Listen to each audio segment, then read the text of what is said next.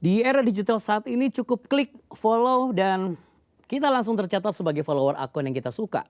Termasuk akun gereja atau akun komunitas Kristen lain. Banyak orang rajin posting suasana ibadah, kutipan ayat, bahkan foto pendeta favorit yang sedang berkhotbah. Tampaknya kekristenan kita begitu hidup gitu loh di media sosial. Tapi apakah itu cukup? Apa itu tanda bahwa kita sudah benar-benar menjadi murid Kristus? Followers bisa saja hanya sekedar penonton, tapi murid adalah pelaku, pembelajar, dan penyalur kasih Kristus dalam kehidupan nyata ini. Menjadi murid Yesus Kristus tidak berhenti di tanda kutip mengagumi ajarannya, tapi hidup dalam ketaatan pada firman-Nya, dalam pernikahan, dalam parenting, pekerjaan, dan pelayanan. Sebelum kita dalami jauh lebih dalam tentang tema kita kali ini, jika Anda ingin didukung dalam doa, kirimkan pesan ke nomor layanan doa Cahaya Bagi Negeri yang tertera di layar saat ini. Ya, hari ini kita akan belajar bersama dengan seorang hamba Tuhan, berpenampilan muda, energik, dinamis, ya fresh pokoknya. Karena beliau memang masih muda, tapi pengajarannya selalu menarik minat siapa saja yang mendengar. Pastor Christian Chandra, Kepala Departemen Pengajaran GBI CLCC Bandung. Langsung kita sapa ya. Shalom Pastor, apa kabar? Shalom, apa kabar? Ini Saya senang, baik, luar ya biasa. senang banget loh Anda bisa ada di Cahaya Bagi Negeri hari ini. Sama-sama, saya juga senang banget bisa ada di sini. Biasanya cuma nonton di YouTube, sekarang bisa kontribusi di sini, luar biasa. Thank you Terima buat kasih undangannya. banyak, iya sama-sama. Nah sebenarnya kalau ada yang bertanya, kalau aku menjadi followers, kan aku juga murid Kristus gitu. Kan aku juga dengar firman Tuhan juga gitu, aku diajarin juga. Nah kalau dari kacamata Alkitab sesuai dengan pengajaran, silakan Anda bagikan. Iya, tadi udah dijelaskan sama Pastor Andi ya, bahwa sekarang followers itu sesuatu yang sehari-hari, di mana di sosial media, bahkan di marketplace, kita bisa jadi followers dari tokoh-tokoh tertentu gitu ya. Nah, tapi apa sih kata Alkitab soal murid? Nah, saya mau ajak kita lihat dulu beberapa hal bahwa di Alkitab ternyata Tuhan Yesus sendiri menyebut orang-orang yang mengikutinya bukan followers, tapi disciple, murid. Yohanes 8 ayat 31, maka katanya kepada orang-orang Yahudi yang percaya kepadanya, kalau kamu tetap dalam firman-Ku, kamu benar-benar adalah murid-Ku. Lukas 14 ayat 27, barang siapa tidak memikul salibnya dan mengikut aku, ia tidak dapat menjadi murid-Ku. Di Yohanes 13 ayat 35, Yesus pengen kita dikenal bukan sebagai followers-nya, tapi sebagai murid-muridnya. Ya. Dengan demikian, semua orang akan tahu bahwa kamu murid-muridku, yaitu jikalau kamu saling mengasihi. Dan murid-muridnya sendiri mengidentifikasi dirinya sebagai murid. Pada masa itu ketika murid makin bertambah, ini di Kisah Para Rasul 6 ayat 1. Jadi menarik sekali bahwa Yesus pengen kita jadi murid-muridnya. Matius 28 ayat 18, Yesus mendekati mereka dan berkata, kepadaku telah diberikan segala kuasa di bumi dan di sorga dan di bumi. Karena itu pergilah, jadikanlah semua bangsa muridku. Nah, saudara, jadi kita perlu benar-benar perhatikan bahwa yang Yesus mau cari, yang Yesus mau bentuk adalah murid, bukan sekedar pengikut. Apa sih murid? Kalau kita lihat dari bahasa Ibraninya, kata murid dari kata matayo, yang artinya adalah orang yang belajar firman Tuhan, belajar tentang Yesus, dan belajar praktek firman Tuhan. Tadi udah dijelaskan juga sama Pastor Andi di depan. Jadi murid bukan cuma sekedar gue suka, saya senang, saya kayaknya cocok, enggak. Tapi benar-benar kita mau belajar dan mau praktek firman Tuhan. Nah, terus bedanya sama followers apa? Dalam jadi murid, kita perlu follow Yesus. Tapi cuman follow Yesus, belum tentu kita murid. Karena waktu jadi murid, kita punya ikatan. Waktu kita jadi murid, kita punya komitmen yang jelas sama sang guru. Komitmen apa? Komitmen untuk belajar dan mengerjakan apa yang guru minta. Walaupun guru ngasih perintah yang tidak kita suka. Oke, ini Pastor, kalau bicara mengenai pemuridan, terus terang saja kalau di era digital banyak orang Kristen kurang aktif ya kalau di media sosial. Karena kan mereka lebih kepada katakanlah digital aktivis lah gitu ya, aktif banget Ya, untuk melihat dan mencari dan searching. Tapi yang menarik adalah mereka yang aktif justru juga tidak kalah hafal mengenai ayat Alkitab dan lain sebagainya.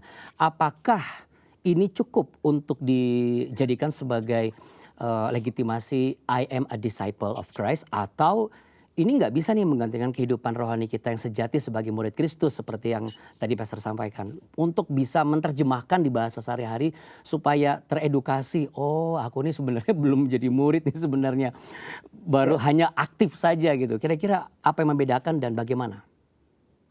Nah, sebenarnya balik lagi ke tadi bahwa Hmm, kita itu jadi murid berarti kita mau belajar dan mau belajar praktek gitu belajar ya. praktek. Nah, media itu kan alat.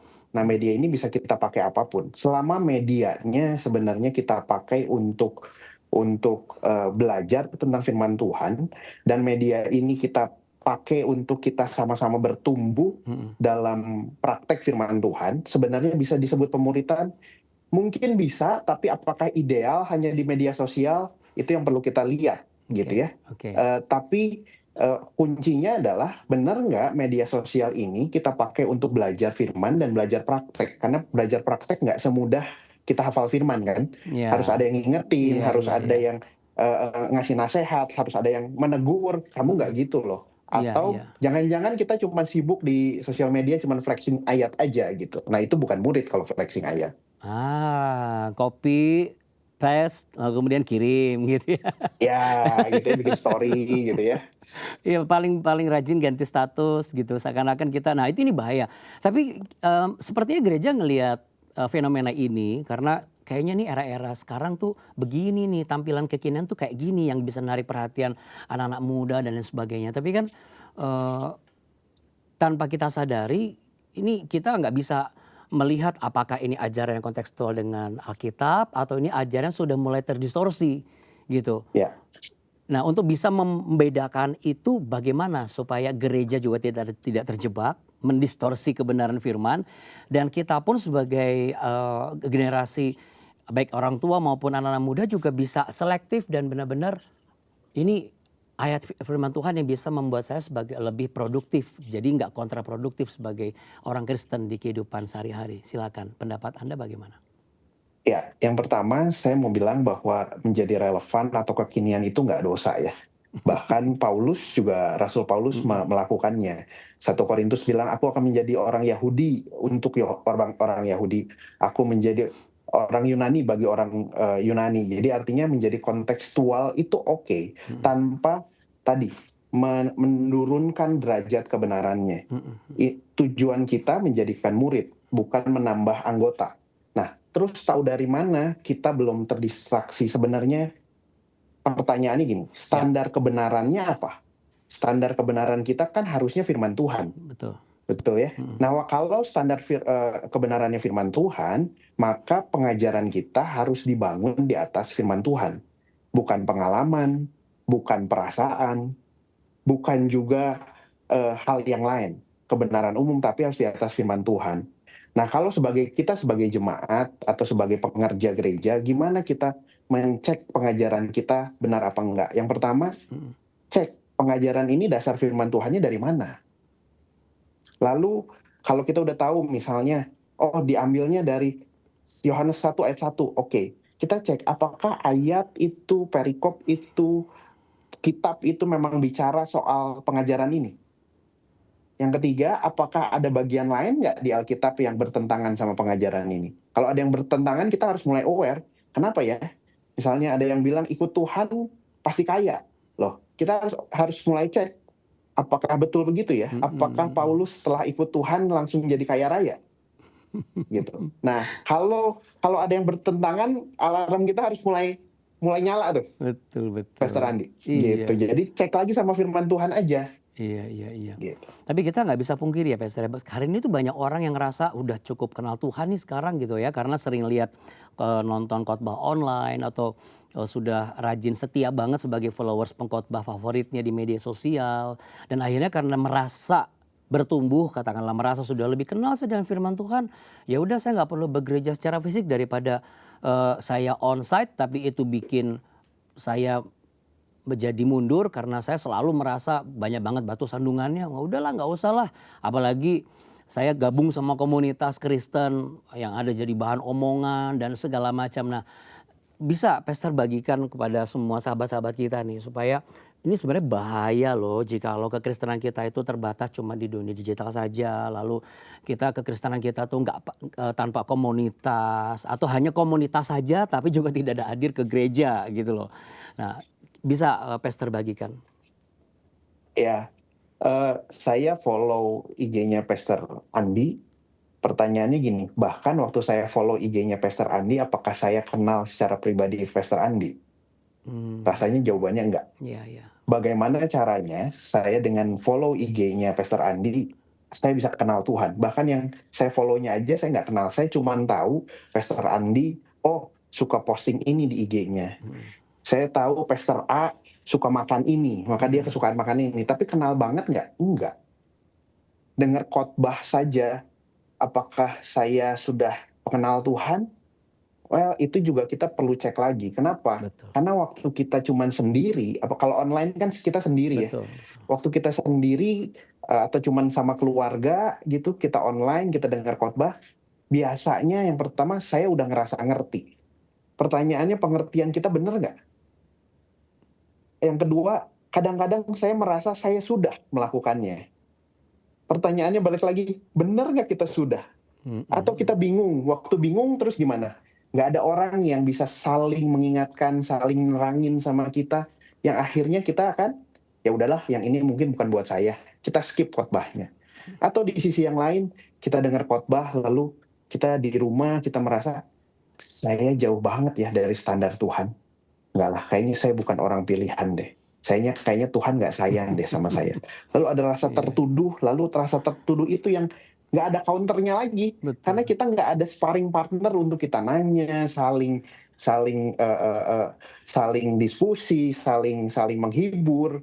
Nah, makanya kalau kita lihat di Ibrani dibilang apa? Marilah kita saling memperhatikan supaya kita saling mendorong dalam kasih dan dalam pekerjaan baik. Jangan menjauhkan diri dari pertemuan ibadah seperti yang dibiasakan beberapa orang, tetapi marilah kita saling menasehati dan semakin giat melakukannya di hari Tuhan yang mendekat. Saling menasehati nggak bisa Pak waktu online.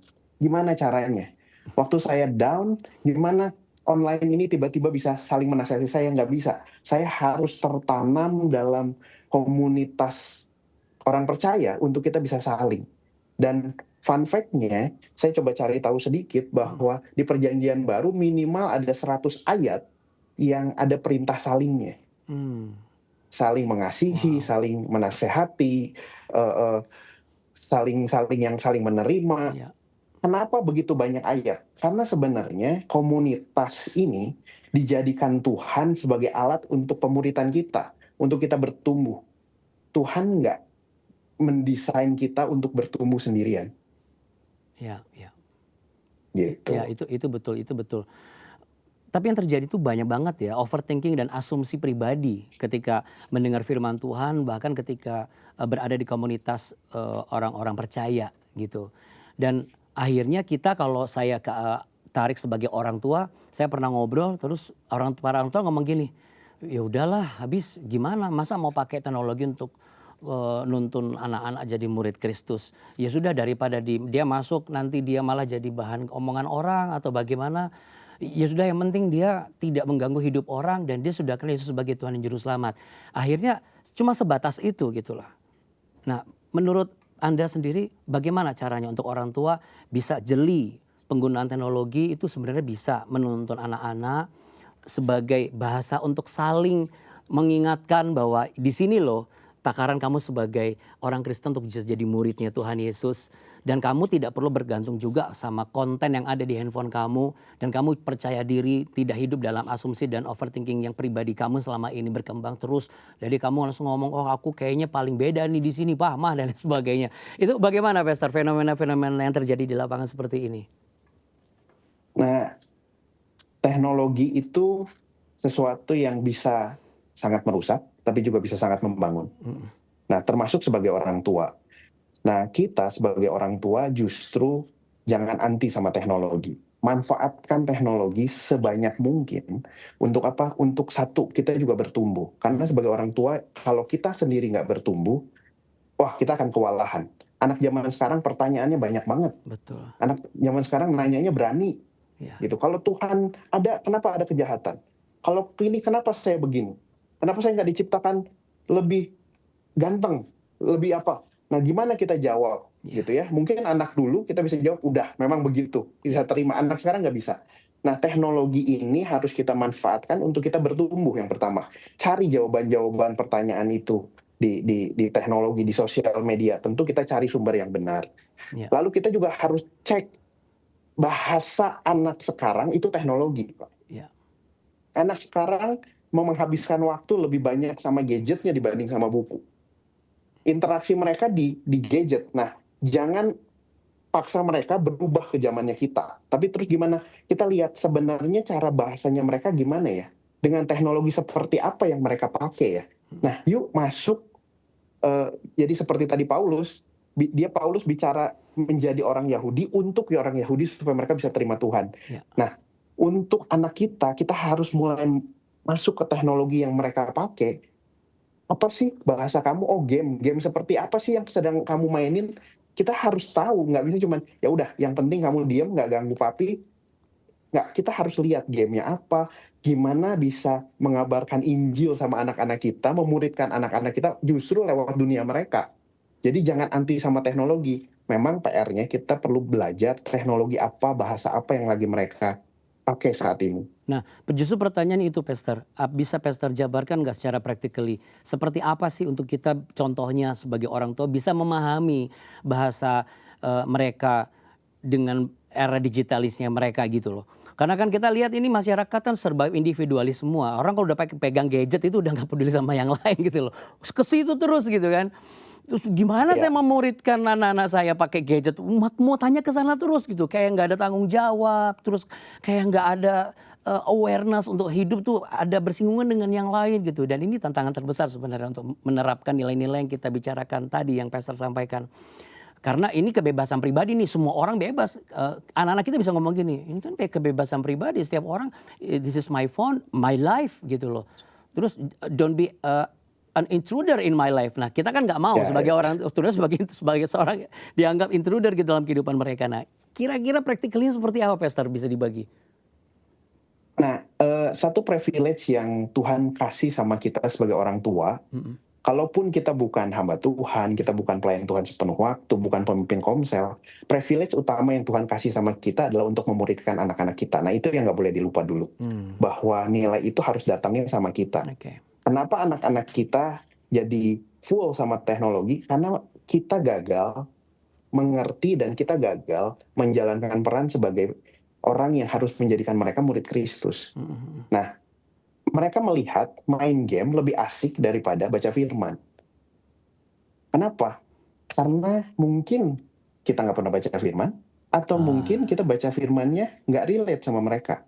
Jadi gimana cara memanfaatkan teknologi ini? Yuk mulai sama-sama. Saya ajak anak saya misalnya, kita buka ChatGPT sama-sama, kita tanya soal pertanyaan dia, lalu tentu nggak menjadikan jawaban ChatGPT itu sebagai jawaban utama, lalu kita cari sama-sama firman Tuhan ngomong apa ya. Dan kita lihat terus di sehari-hari gimana ya, kok bisa sih ada orang yang nggak kenal tapi bisa nolong orang lain misalnya. Kayak apa contohnya? Misalnya anak saya cerita, tapi tadi ada orang yang susah, terus aku sih nggak kenal, jadi ya udah. Nah, terus kita bisa lihat, tapi kata Alkitab kayak apa ya? Nah, kalau kita nggak ngerti gimana? Cari pakai teknologi. Ajar mereka juga untuk ngulik teknologinya. Tanya ChatGPT, tanya Alkitab GPT, dan lain-lain. Gitu, untuk sama-sama bertumbuh, tapi juga kita banyak toolsnya. Apa itu nggak membahayakan, kalau ada yang bertanya berpikir, apa tuh nggak bahaya buat anak-anak saya? Nanti jadinya mereka malah nggak mau ke gereja nanti ini mati. Udah ada ChatGPT, udah ada Bible GPT, bagaimana gitu. Jadi bisa nggak Pastor praktisnya tadi kalau saya lihat jawaban Pastor itu sebenarnya mengarah kepada habit ya. Keluarga Iya, Kristen ini butuh habit yang benar, habit yang takut akan iya, Tuhan, habit yang dinamis gitu ya, habit yang juga produktif gitu. Supaya terbangun tuh yang namanya nilai pemuritan di rumah kita dulu ya. Nah, kira-kira di tengah keseharian para orang tua yang memang kita akui padat, jelimet dan lain sebagainya, tuntutan tekanan sosial di mana-mana. Apa yang bisa dilakukan para keluarga Kristen hari-hari ini untuk bisa diterapkan secara praktis dalam membangun habit yang Pastor sampaikan tadi. Tanpa akhirnya itu malah menjurus kepada hal mereka malah jadi tidak mau ke gereja karena mereka iya. pikir cukup nih dengan teknologi, aku udah dapat jawabannya gitu. Silakan. Nah, misalnya kita di rumah bisa bisa menunjukkan serunya, asiknya, nikmatnya menyembah Tuhan sama-sama. Hmm. Kita di rumah kan sebenarnya gini, dalam dalam kehidupan keluarga, anak-anak itu terutama di usia golden age dari 0 sampai 5, mungkin sampai SD masih bisa, Ya. mereka itu seperti mencatat, mendengar, menyerap semua yang kita omongin, semua yang kita kita perilaku kita di rumah itu sebenarnya dicatat. Makanya saya suka lihat, oh marahnya anak saya, cara marah anak saya itu sebenarnya cara dia melihat saya marah. Mm-mm. Nah, waktu sebenarnya kita bisa ngasih tunjuk sama mereka, sebenarnya cara hidup murid Kristus tuh begini loh. Cara hidup Kristus tuh begini loh. Gimana cara kita mengajarkan menghormati orang tua? Cara saya memperlakukan mama saya, cara saya menghormati ayah saya, itu adalah pelajaran paling penting bagaimana menghormati orang tua untuk anak-anak saya. Ya. Nah, jadi terus gimana cara kita untuk memuridkan anak-anak kita? Yuk tunjukkan cara hidup murid Kristus itu di rumah. Cara kita bicara, cara saya ngomong sama istri, cara saya menegur anak-anak, cara saya ngomong sama mungkin kalau kita punya ART di rumah, bagaimana kita tetap menghormati ART kita. Ya. Itu jadi nilai buat anak-anak kita. Ya. Nah, teknologi hanya akan membantu kita untuk kasih definisinya. Tapi prakteknya gimana? Kita yang lakukan. Nah, Oke. terus gimana? Nanti anak-anak saya tetap nggak mau ke gereja. Kalau kita bisa menunjukkan bahwa ke gereja itu asik, ke gereja itu kita punya teman yang bisa saling dukung, bisa curhat sama teman-teman kita. Ke gereja itu kita akan bisa ada yang down, kita saling mendoain, saling dukung, saling semangatin. Saya rasa anak-anak kita nggak akan memilih untuk tidak bergereja. Justru mereka akan bilang, kenapa saya nggak ke gereja? Ya. Saya pengen kayak papi saya Ya. pengen kayak mami saya. Kenapa? Mami saya waktu pusing di rumah, waktu ada masalah, mereka didukung loh. Nah, saya pengen kayak gitu. Saya pengen punya teman-teman seperti yang mami saya punya. Ya. Nah, Ya. jadi sebenarnya bagaimana anak-anak kita itu adalah refleksi dari diri kita. Oke. Termasuk dari refleksi apa yang kita muridkan. Karena sadar nggak sadar kita selalu memuridkan anak kita loh, Pastor Adi. Cuman Betul. memuridkan ke arah mana, Iya, iya, gitu iya, ya. iya, iya. Ini menarik. Gitu. Kalau gereja bagaimana, Pastor, supaya bisa berfungsi maksimal sebagai reflektor setiap keluarga? Gereja sebagai institusi, saya rasa yang pertama memang harus mulai berpikir sebagai orang atau institusi yang tujuannya adalah menjadikan bangsa murid. Hmm. Nah, itu dulu. Karena kalau enggak, kita akan tadi yang Pastor Andi bilang, kita akan terjebak untuk menambah jumlah anggota. Kita akan terjebak dengan kegiatan-kegiatan yang mungkin tujuannya kalau kita boleh jujur, akhirnya euforia bukan menjadikan murid. Iya. Nah, waktu gereja mulai punya fokus untuk memuridkan, menjadikan murid, maka sisanya tuh kayak runtutan gitu. Iya, iya, Oh, untuk jadi murid berarti saya harus ngajar ini. Tapi tadi ingat ya, murid itu bukan cuma belajar tapi praktek. Betul. Gereja akan bilang gini, oke, prakteknya gimana? Gitu, misalnya di tempat kami setiap bulan kita ada renungan bersama di Komsel. Kenapa? Karena itu nggak cuma belajar, kamu harus ini, tapi kita juga, yuk praktek yuk. Tuhan bilang renungkan firman Tuhan, yuk praktek. Nah, di praktek nanti di Komsel ditanya, terus dari firman ini kamu mau praktek apa? Nah, kenapa itu yang banyak kita lakukan? Karena tujuannya kita mau jadi murid Kristus, Oke. gitu. Oke, nice. Pastor Christian, terima kasih, salam buat keluarga dan juga semua jemaat terkasih Pastor. Kita percaya pembicaraan kita ini akan menjadikan setiap gereja sebagai institusi yang memperhatikan kualitas daripada kuantitas, Pastor ya, supaya kualitas murid itu semakin banyak dan akhirnya bangsa ini adalah bangsa yang isinya adalah murid-murid Kristus. Terima kasih Pastor. Amin, thank you. Tuhan berkati Pastor ya. Nanti kita Thank undang-undang you. lagi. Tuhan berkati. Oke, Tuhan berkati. Sahabat Cahaya Bagi Negeri, menjadi seorang murid Yesus Kristus adalah sebuah perjalanan hidup, bukan hanya sekedar status agama. Ini bukan tentang seberapa sering kita hadir di gereja atau seberapa rajin kita join di small group atau bahkan rutin dalam tugas pelayanan kita. Tetapi juga tentang seberapa dalam nih kita menjalani ajarannya Tuhan Yesus, mempraktekannya di rumah kita, dalam hubungan suami istri, dalam mengasuh anak-anak kita, dalam kehidupan sosial kita, keseharian kita, bahkan di marketplace. Jika hari ini Anda menyadari bahwa iya ya, selama ini saya ternyata hanya menjadi followers. Saya hanya sebagai aktivis digital di dunia digital selama ini. Jangan menyerah, jangan mundur. Tuhan Yesus masih memanggil kita semua untuk datang dan belajar darinya. Ayo mulailah dengan hal sederhana, yaitu jadikan habit baca firman Tuhan setiap hari, bawa dalam doa, lalu kemudian buka diskusi yang menarik gitu ya. Sambil ya jalan-jalan tapi sambil kita membawa nilai-nilai kebenaran firman Tuhan dan lakukan apa yang Anda pelajari. Bisa kok itu dilakukan apa yang kita pelajari dalam firman Tuhan. Nah, kalau video ini pembicaraan saya dengan Pastor Christian itu membantu dan memberkati saudara, jangan ragu juga untuk bagi informasi dan share video ini kepada sahabat-sahabat Anda. Ya, supaya semakin dalam hubungan kita dengan Tuhan dan juga semakin indah hubungan kita sesama umat percaya, karena kita harus saling mengingatkan dan saling memberi pengajaran.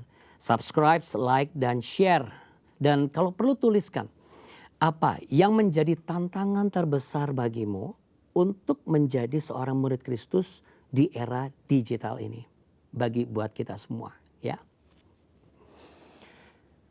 Masyarakat dengan tingkat perekonomian rendah serta ketidakpercayaan pada sekolah menjadi perjuangan tersendiri bagi setiap guru-guru PAUD Super 5 di Gunung Sitoli Nias. Mari kita simak kisahnya. PAUD SPS Lasara Bahili berdiri pada tahun 2021. PAUD ini berdiri ketika kurikulum PAUD Super 5 dari CBN Indonesia disosialisasikan di Pulau Nias. Di awal pendiriannya, banyak tantangan yang dialami oleh para pengajar ini. Salah satunya dari para orang tua yang ada di sekeliling PAUD ini. Di sekitar kami ini yang menengah ke bawah, ya kadang mereka takut memberikan sekolah anak mereka karena kadang juga karena orang tua tidak ada pekerjaan, jadi tidak sanggup memberikan sekolah anak-anak mereka. Awal-awal dibentuk PAUD, mereka nggak percaya sama SPS Lingkungan Bahili. Sampai mereka mengatakan bahwa SPS kami ini tidak bagus, tidak punya kualitas. Kemudian banyak orang tua juga yang tidak perhatian dengan anak-anak.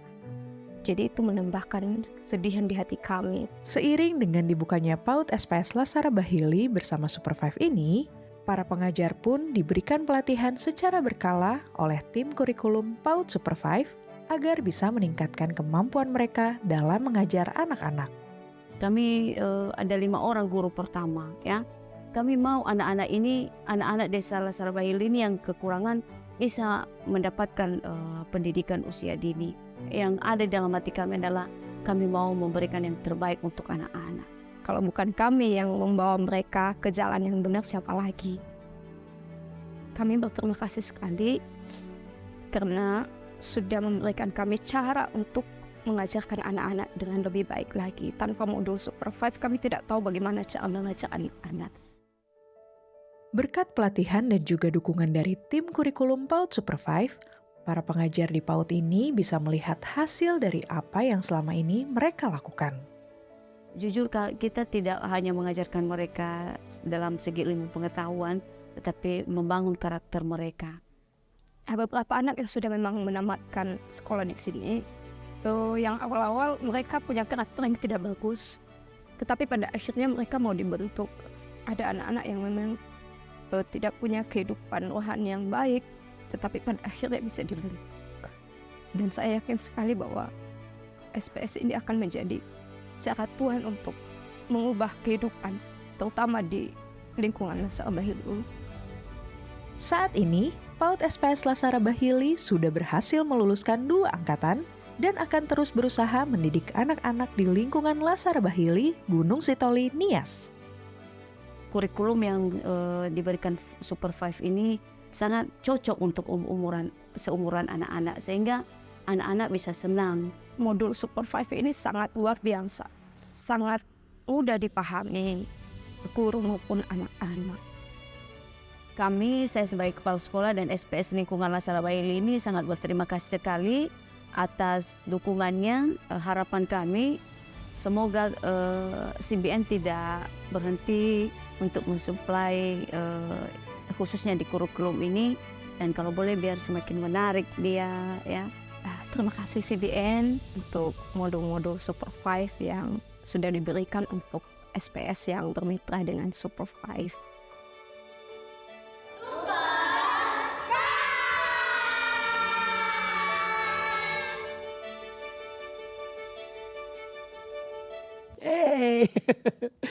Luar biasa ya. PAUD Super 5 adalah sebuah program pemuritan anak yang dimiliki CBN Indonesia. Tidak saja mendorong anak-anak usia dini untuk memiliki pengetahuan secara akademis, tapi juga membentuk karakter mereka. Anda pun bisa turut ambil bagian dan bergandengan tangan bersama kami melakukan berbagai pelayanan kemanusiaan. Kami butuh Anda untuk bergerak bersama kami dengan menjadi mitra CBN. Di layar sudah ada QR Code.